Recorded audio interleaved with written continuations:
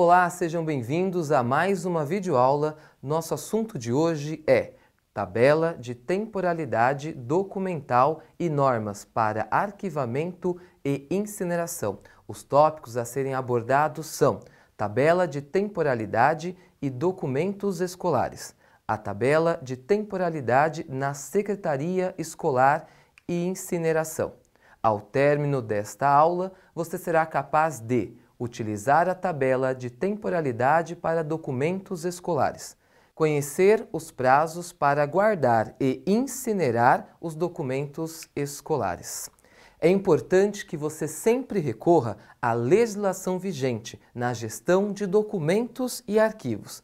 Cada secretaria, cada estado, município ou ente federativo vai dispor de regras e normas específicas para a manutenção e arquivamento de seus documentos.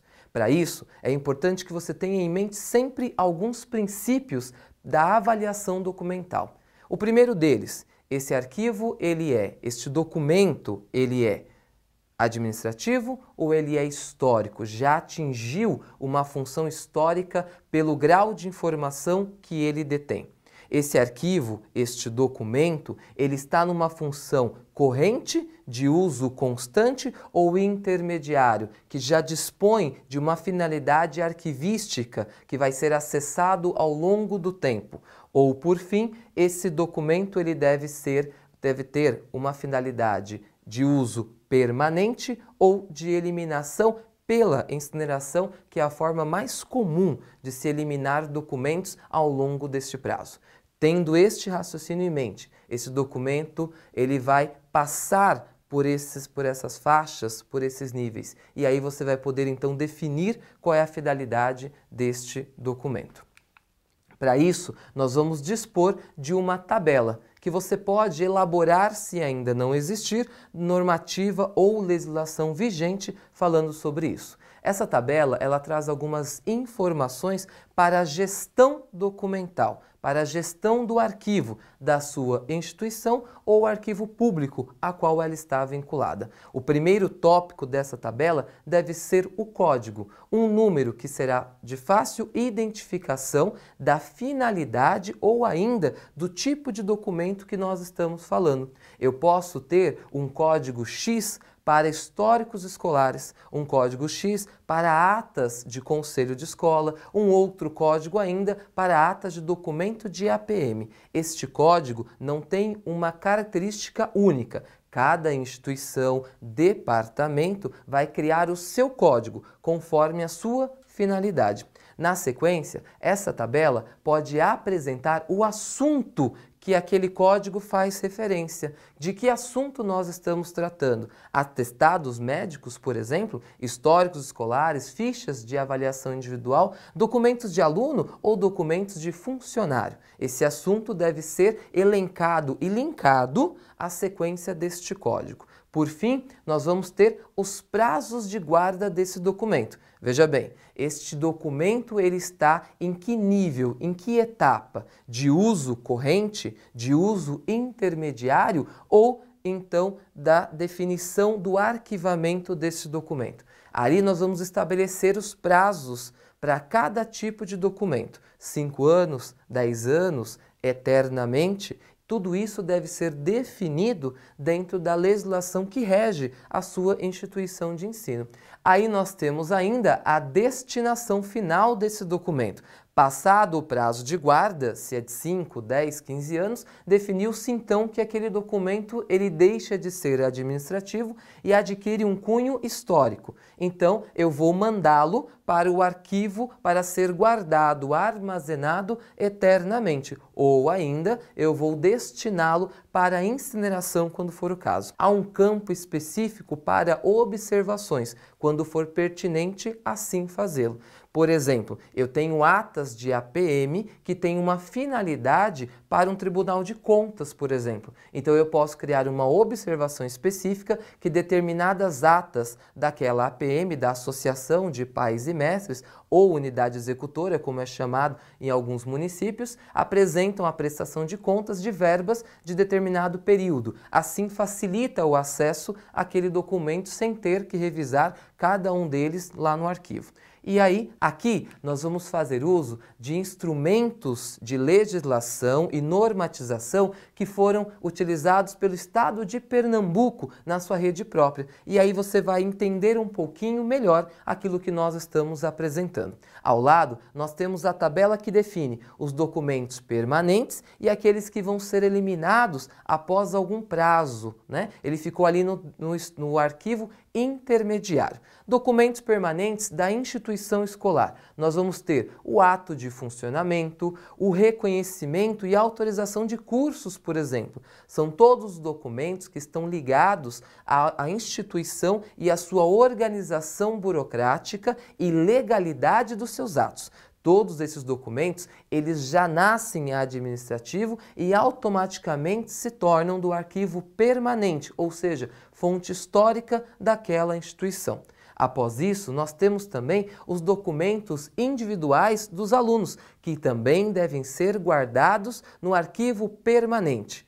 Ficha de inscrição, ficha de avaliação, histórico escolar, todos esses documentos, após o aluno concluir os seus estudos, são destinados a um arquivo permanente, pois trazem todo o registro da vida histórica e acadêmica daquele aluno naquela instituição. Alguns outros arquivos, em especial, eles vão ocupar uma função intermediária e depois podem ser encaminhados à incineração, quando cumprirem alguns requisitos. Observe comigo. Diário de classe. Os diários de classe que apresentam os registros de frequência, avaliação, aproveitamento dos alunos, após 5 anos, eles podem então ter uma outra finalidade, ou seja, ele é corrente quando o professor ou docente está fazendo uso daquele documento. Ele vai para intermediário, vai ficar arquivado durante 5 anos, podendo então ser utilizado ou não se houver um recurso ou alguma dúvida quanto aos registros que foram feitos no documento permanente, a ficha de avaliação. Passado esses 5 anos, esse arquivo, se não for considerado, esse diário de classe, se ele não for considerado um documento histórico, ele parte então para a incineração, ele vai ser eliminado. Outros tipos de documento: provas finais, requerimento de matrícula ou ficha individual de avaliação do aluno, cada uma com um tempo de arquivamento neste arquivo intermediário. Uma informação importante: todos os documentos, para serem eliminados, precisam passar por avaliação, tá? E normatização de um conselho interno que faça essa gestão. E alguns itens em especial só podem ser eliminados após a verificação da transcrição fiel das suas informações para documentos permanentes, como é o caso das provas finais.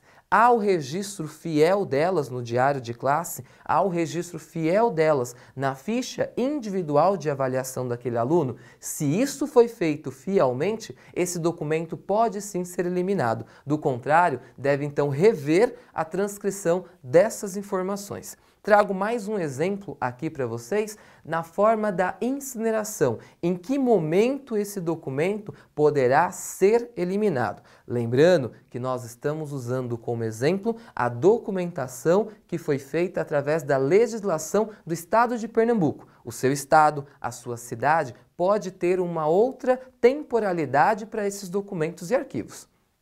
Diários de classe, desde que conferidos com os resultados das atas finais, eles poderão ser incinerados após 5 anos. Calendários escolares poderão ser incinerados após 2 anos. Exames de classificação e reclassificação, após 5 anos da sua realização. Importante aqui a gente fazer uma observação.